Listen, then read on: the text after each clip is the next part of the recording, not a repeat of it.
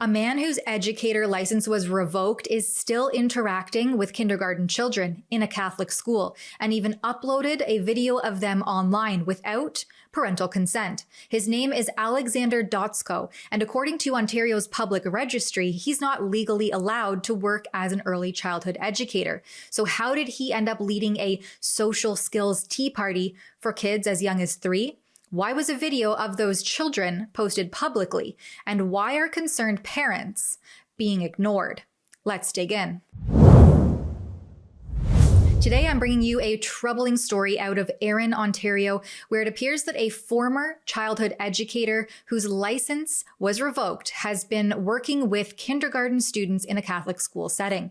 We're talking about Alexander or Alex Dotsko, who was involved with kindergarten-aged children at St. John Brebeuf Catholic School under the Wellington Catholic District School Board, despite the fact that his license with the College of Early Childhood Educators was officially revoked. And yet he was still permitted to interact with vulnerable children as young as 3 years of age. Why?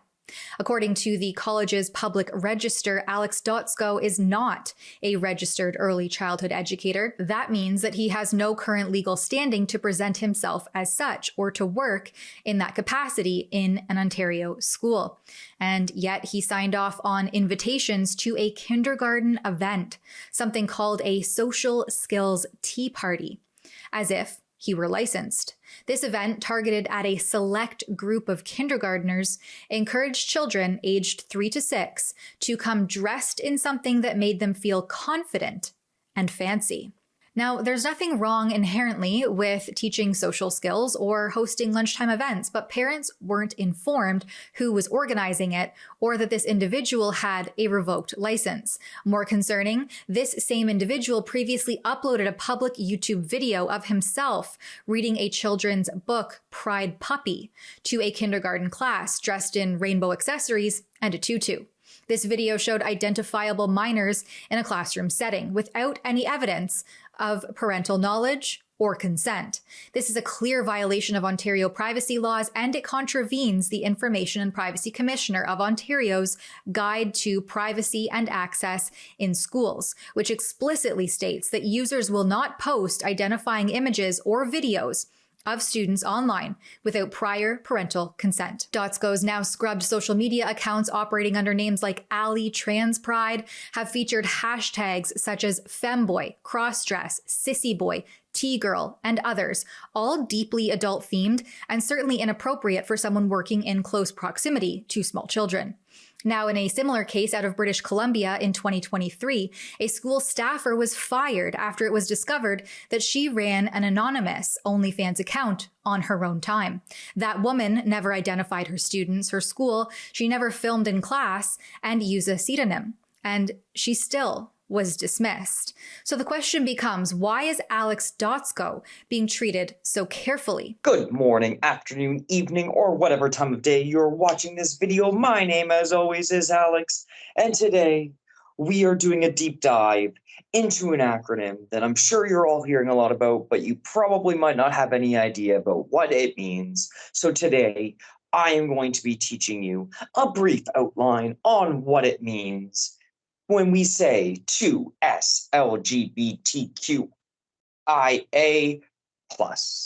Perfect. Excellent. Let's go and do a deep dive into this. Well, gender and sexuality are always evolving. Even the term 2S LGBTQIA+ has evolved since when I was a kid. It used to just be LGBTQ, right? Or LGBT even, right? So we're constantly finding new genders, new expressions, and the plus is there to represent those people who don't have an actual letter representing them in the acronym. So that's why we include a plus. To get answers, I reached out to the Wellington Catholic District School Board with the following pointed questions. 1, why was an unlicensed former educator permitted to lead classroom activities with vulnerable students? 2, why was a video featuring young children uploaded publicly without parental consent in direct violation of school board and provincial privacy policies? Why weren't parents informed that the social skills tea party was organized by someone whose license had been revoked and who maintained a controversial online presence? Given precedent in other provinces, why has there been no disciplinary action taken? What steps has the board taken, if any, to investigate and respond to parental complaints? And most importantly, is Alexander Dotsko still working with children in any capacity within this school board? Parents who raised concerns say they've been met with silence and dismissal. To further pursue accountability, I also contacted the Office of the Ontario Privacy Commissioner and the Ontario Ombudsman's Children and Youth Unit with a formal request to investigate. The Privacy Commissioner's office acknowledged receipt of my request and then followed up by confirming that it is investigating this potential privacy breach involving students at St. John Broof Catholic School. While details are limited during the information gathering phase, affected families may contact the school board directly or file a complaint with the link there with the ombudsman through the office, although they do confirm that they're already reviewing the matter. The commissioner emphasized the sensitivity of children's personal data and the legal obligation of school boards to protect it under Ontario privacy laws. Children's personal information is deeply sensitive. When their privacy is breached, it can cause real and lasting harm, not just to the children themselves, but also to their families, they noted in the reply. Of particular concern is that no response was received from the school board nor the ombudsman despite a phone call follow-up attempt. This is a case that has serious implications for things like professional oversight, student privacy, and parental rights. How was someone whose license had been revoked allowed continued access to small children in a classroom environment? And whose failure was it that a video of kindergarten students ended up online with no parental notification? Why do Ontario institutions appear so unwilling to answer to any of this?